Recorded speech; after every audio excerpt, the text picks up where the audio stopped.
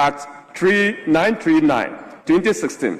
The goal of these acts were to empower these institutions to oversee the development, coordination, supervision, and facilitation of youth employment. Importantly, Mr. Speaker, both acts made explicit provision to ensure sustainable financing of these agencies.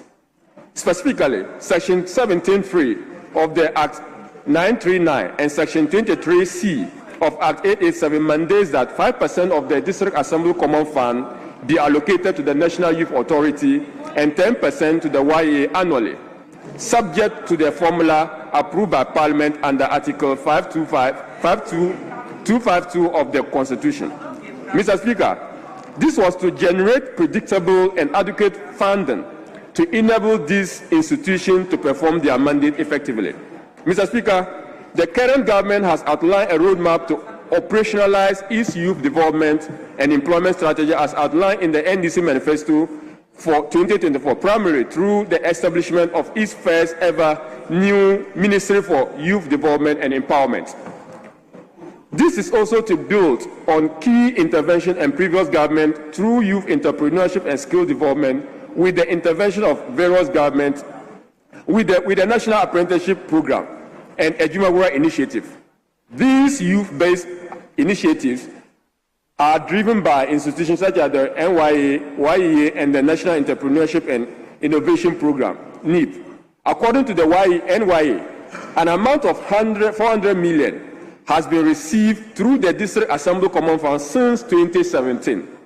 Of this amount, 79% has been spent on youth-related infrastructure development across the country, including youth resource centers, youth leadership skills training institutes, H0ttest facilities, regional and district directories, and national office complex.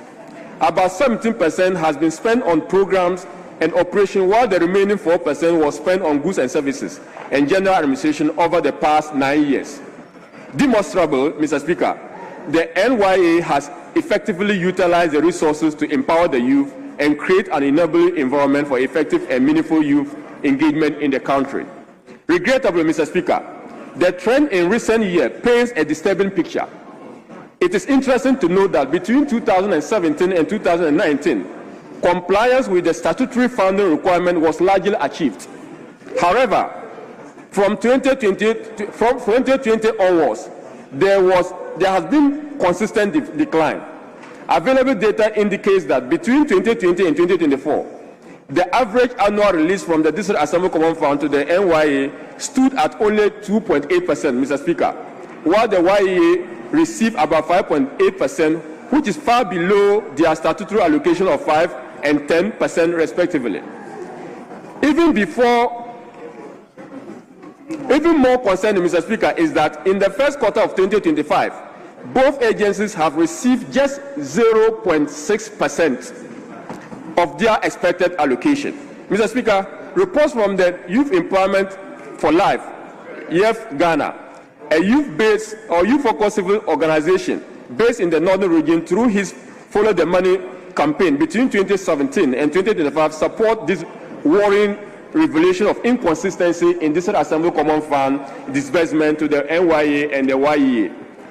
This downward trajectory, Mr. Speaker, is not merely a statistical issue. It has real implications for the lives of the millions of young Ghanaians who depend on this institution for training, employment, and the empowerment opportunities.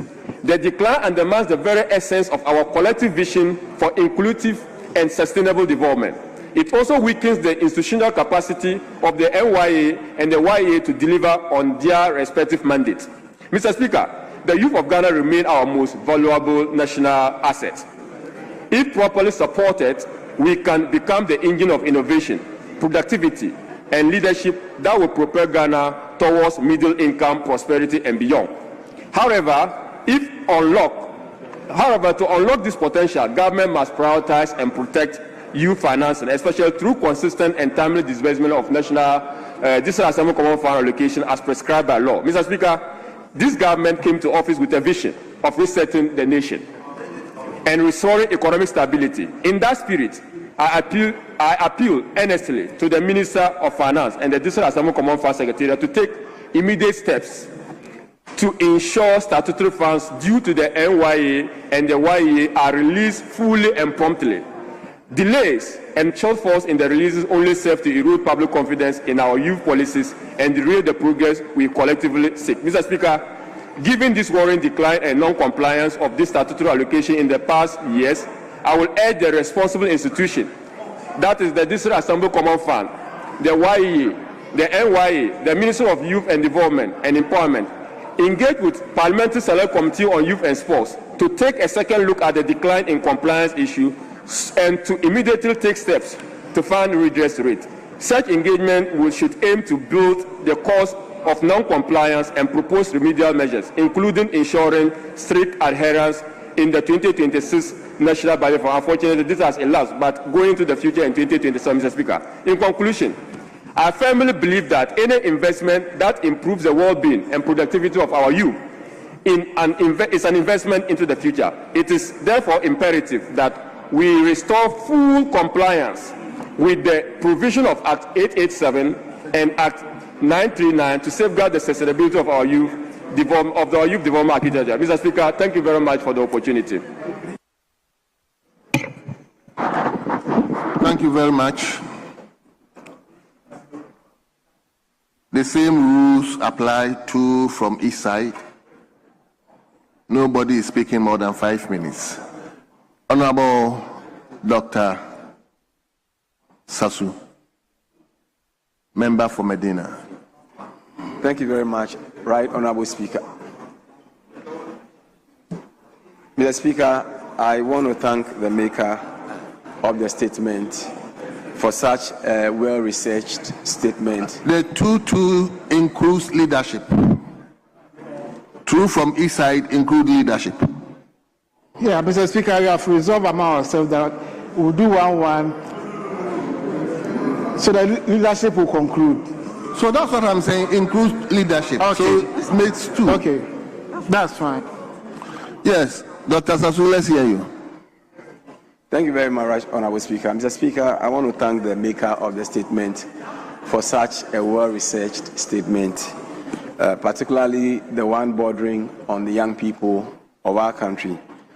Mr. Speaker, the statement is so critical because we know of the issues of youth unemployment and we know the core mandate of the YEA and the National Youth Authority. Mr. Speaker, indeed, if we can change our narrative as a people, we must begin to prepare young people to become entrepreneurial. And it is the YEA and the National Youth Authority that has the mandate or the core mandate to prepare our young people to become entrepreneurial.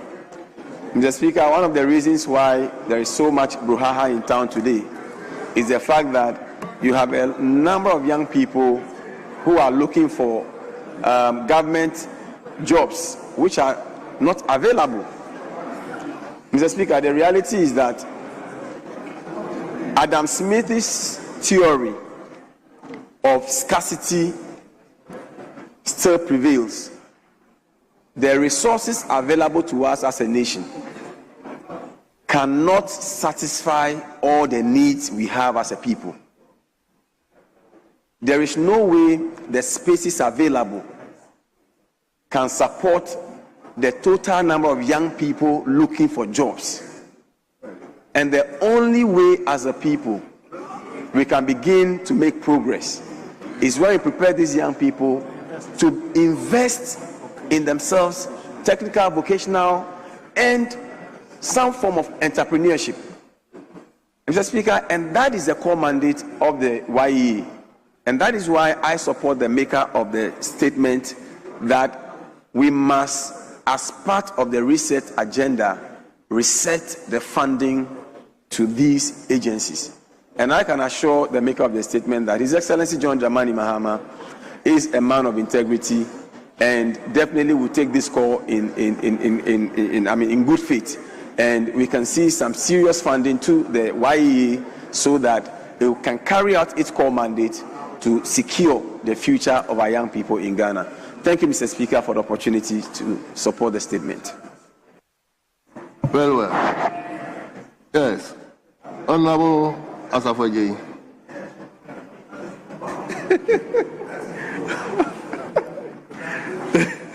Thank you, Mr. Speaker. Mr. Speaker, I would like to also commend my good brother and colleague from Wale Wale, Honorable Dr. Kabilu. Mr. Speaker, this is a very important statement, and for me, the figures and the details he has put across is mind-boggling. Mr. Speaker, the number of unemployed youth we have, 1 or 7 out of every 10 persons you meet are unemployed, and the efforts that successive governments have tried to make, particularly in financing or finding a lasting solution to this youth unemployment program. Mr. Speaker, my point or major focus of the contribution will be about efforts or activities of successive governments that largely has an intention of creating jobs but end up not creating the jobs we are looking out for. Mr. Speaker, not quite long ago, the current president, who was president in 2012 to 2016, Mr. Speaker, came out with a lot of initiatives with the intention of creating jobs for the youth. Mr. Speaker, he came out with youth in beads making. Mr. Speaker, youth in bicycle riding, youth in film making. Mr. Speaker, youth in potholes patching. Mr. Speaker, these are programs, initiatives that we commit a lot of money into, and at the end of the day, ended up in sham. Mr. Speaker, Muslims in piggery and all that. Mr. Speaker, this was a result of how come Ghanaians were ended up in lawsuits about corruption. Mr. Speaker, so my point is clear. Today, my good brother is talking about YEA. Mr. Speaker, the State of Nation address.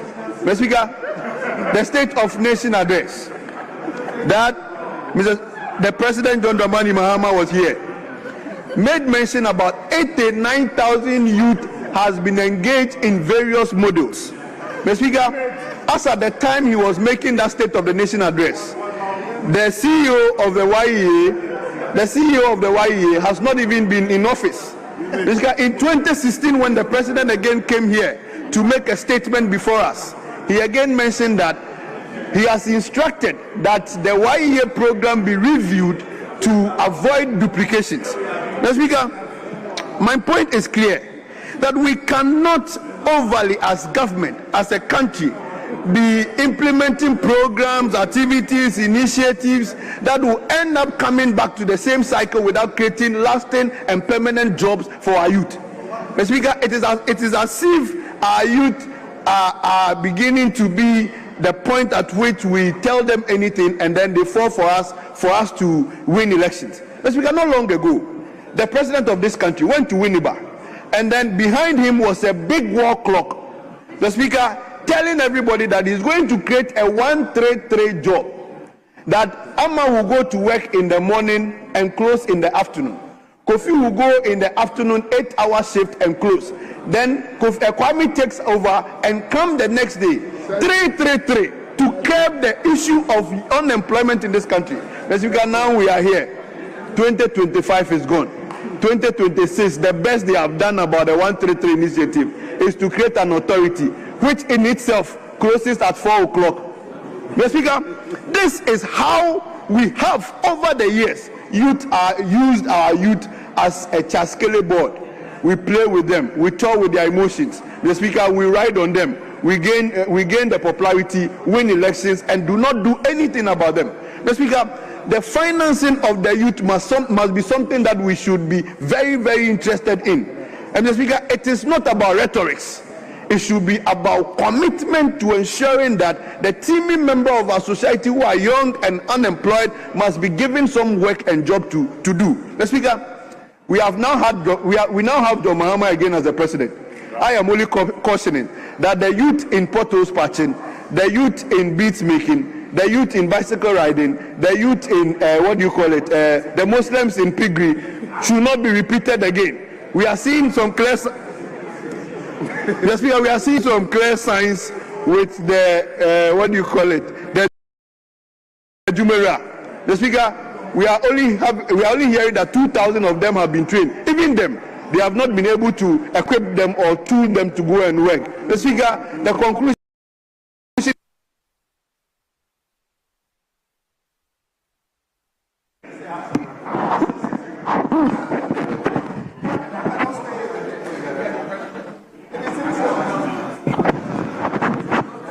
Mr. Speaker, come and hold on. Let him come to leadership. Let your leader address it.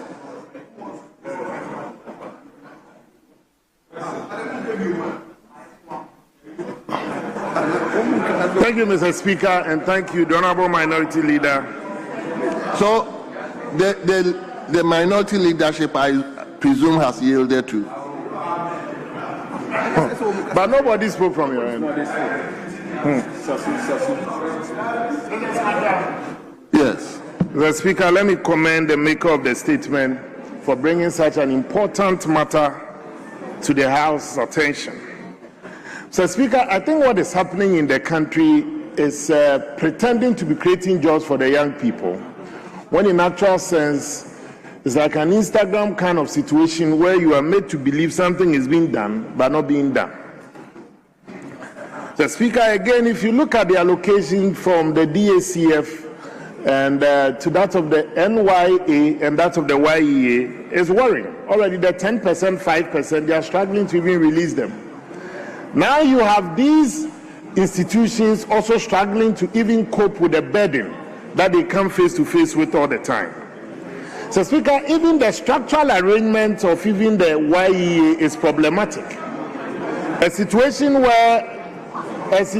where you have young people being recruited and employed for 2 years. After 2 years, they are made to exit the program, and we recruit another young group of people to be employed for 2 years. So clearly, it's a recycle of unemployment situation that we have in our country. Much more scary, Mr. Speaker, is the recent Ghana Statistical Service report, where in Greater Accra alone, 1 out of 2 young people that you meet remain unemployed. So, Speaker, that is very scary. And if in the midst of all this, you have government not having a coordinated strategy to employ young people, it gives us cause to worry.